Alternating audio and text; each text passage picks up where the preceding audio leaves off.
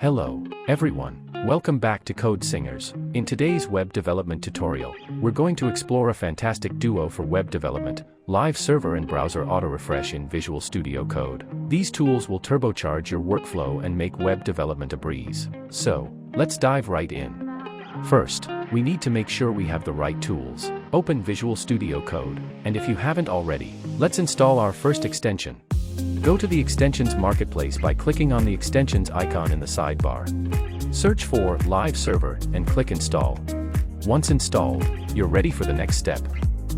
Now that we have Live Server installed, let's see it in action. Open a sample HTML file in Visual Studio Code.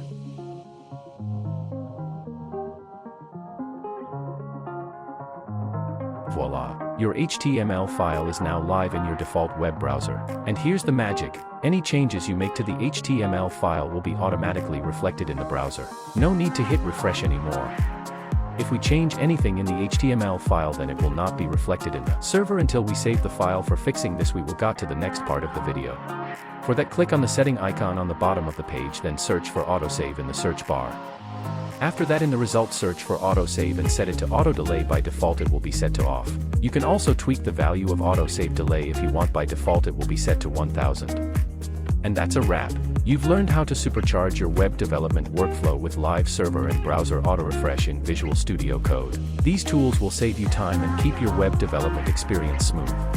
Now, it's your turn to experiment and explore.